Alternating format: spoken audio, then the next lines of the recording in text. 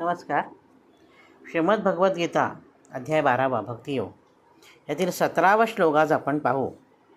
यो न हृष्यति न द्वेष्टि न शोचति न कांक्षति शुभाशुभ परित्यागी भक्तिमान्यः समे प्रियः. याच्यात ह्रस्वदीर्घ पाहूया. हृष्यति, द्वेष्टि, शोचति, कांक्षति सगळे ह्रस्व शब्द आहेत. म्हणजे वेलांटी पहिली आहे म्हणून त्याचा उच्चार अगदी थोडक्यात करायचा आहे आणि षचा उच्चार चांगल्या पद्धतीने आला पाहिजे, जो पोटफोड्या ष येतो. हृष्याची, द्वेष्टी अशा पद्धतीने. आता आपण अर्थ पाहूया. अतिशय सोपा अर्थ आहे याचा.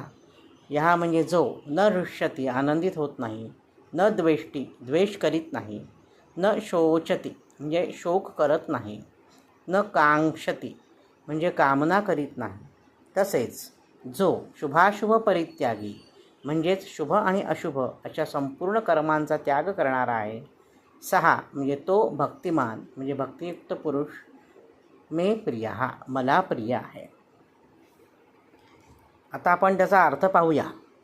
त्याचा अर्थ असा आहे की जो कधीही आनंदित होत नाही. याचा अर्थ काय? म्हणजे आनंदित न होणं हे काही चांगलं लक्षण नाही आहे, बरोबर आहे. आपल्याला एखाद्या गोष्टीचा आनंद व्हायलाच पाहिजे. एखादी चांगली गोष्ट समोर घडली तर आपल्याला आनंद व्हायला पाहिजे. पण मग इथे असं का म्हटलं आहे, जो कधीच आनंदी होत नाही? इथे असं म्हणणं आहे की वाईट गोष्ट घडल्यानंतर जो आनंदित होत नाही. म्हणजेच काही लोक विघ्नसंतोषी असतात बघा. विघ्नसंतोषी म्हणजे दुसऱ्याचं वाईट झालं तर यांना अतिशय आनंद होतो की कशी जिरली, कसं तुझं वाईट झालं. तर अशा विघ्नसंतोषी लोकांसाठी उद्देशून येते. जो माणूस विघ्नसंतोषी नाही तो मला प्रिय आहे. जो कधीही आनंदित होत नाही म्हणजे जो लोकांना आलेल्या विघ्नांमुळे आनंदित होत नाही. लोकांना जर संकट आली तर आपणही दुःख आपल्याला व्हायला पाहिजे. लोकांना जर आनंद झाला तर आपल्यालाही आनंद झाला पाहिजे. म्हणजे आपल्याकडून नेहमी लोकांना आनंद देणारं वर्तन घडलं पाहिजे, दुःख देणारं वर्तन घडू नये अशी इथे भगवंताची अपेक्षा आहे. त्याच्यामुळे या श्लोकाचा अर्थ नीट समजून घ्या सर्वांना. न हृष्यती म्हणजे आनंदित होत नाही म्हणजे काय?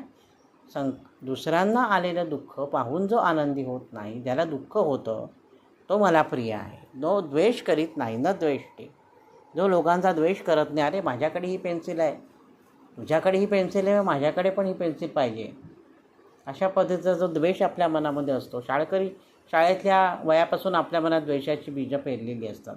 त्याच्याकडे हे आहे तर माझ्याकडे हे काही नाही, हे का नाही असं. तर जो द्वेष करीत नाही, जो शोचती न शोचती म्हणजे शोक करत नाही, शोकही करत नाही, सतत रडत बसणं हे भगवंताला प्रिय नाही. मला हे दिलं नाही, मला ते दिलं नाही, माझं असं झालं, माझं तसं झालं, माझ्याकडे हे नाही, माझ्याकडे ते नाही, असं रडणं हे भगवंताला अजिबात मान्य नाही आहे. त्याच्यामुळे असं रडत बसू नये. असा रडणारा मनुष्य त्याला आवडत नाही भगवंता. न कांक्षते म्हणजे आकांक्षा म्हणजे कामना म्हणजे इच्छा. मला हे पण हवं, मला ते पण हवं अशी इच्छा करणारा जो लोभी मनुष्य असतो, जी लोभी मुलं असतात ती माणसाला, ती भगवंताला आवडत नाही. मला अमुकच बाईक पाहिजे, आपण अमुकच कार पाहिजे, मला गॅलेक्सी, सॅमसंग, कुठला आयफोन असं सगळे मोठे मोठे महागडे फोन पाहिजेत, उंची मला वस्त्र पाहिजेत, मोठे मोठे सेंट्स पाहिजेत, सगळे इम्पोर्टेड अत्तर पाहिजेत. अशी जी छानछौकीची जी लालसा माणसाच्या मनात असते, जो लोभ असतो, तो माणूस भगवंताला आवडत नाही. त्याच्यामुळे अनाठाई लोभ धरू नये. आणि शुभाशुभ परित्यागी, शुभ आणि अशुभ अशा संपूर्ण कर्मांचा त्याग करणारा मनुष्य देवाला आवडतो. आता कर्माचा त्याग करायचं म्हणजे काय? लहान मुलांसाठी सांगतोय मी. त्यांना काय करणारे कर्म काय आणि त्याग काय? तर कर्म म्हणजे असं इथे असं म्हणायचं आहे की शुभ कर्म आणि अशुभ कर्म ही आपल्यासाठी नाही, ती कृष्णार्पण वस्तू करायची. म्हणजे परीक्षेत अतिशय उत्तम नंबर मिळाला, खूप चांगले मार्क मिळाले, सगळ्यांनी तुमचं अगदी उदो केला तरीसुद्धा हुरळून जायचं नाही आहे. म्हणजे आपल्याला म्हणतो ना, आपण हवेत तरंगायचं नाही, आपले पाय कायम जमिनीवर आहे. हे शुभ कर्म आहे, ते देवाला अर्पण करायचं म्हणजे आपले पाय जमिनीवर राहतात. आणि आपल्याकडनं काही चूक घडली तर तीसुद्धा देवाला अर्पण करायची. माझ्याकडनं ही चूक झाली, देवा पुन्हा होणार नाही असं म्हणून त्या देवाची क्षमा मागायची. मी अशुभ कर्मसुद्धा देवाला अर्पण करायचं आहे. म्हणजे शुभ आणि अशुभ अशा प्रकारचे दोन्ही कर्म जेव्हा आपण अर्पण करू तेव्हा आपण देवाला आवडणारी होऊ. म्हणून त्यांनी म्हटलं आहे असा भक्तिमान पुरुष मला अतिशय प्रिय आहे. समजलं या शब्दाचा, सगळ्या शब्दांचा अर्थ? आता आपण पुन्हा एकदा हा श्लोक म्हणूया.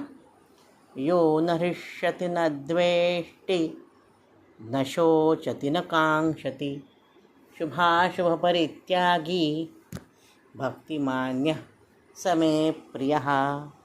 श्रीकृष्णार्पणमस्तु. शुभं भवतु.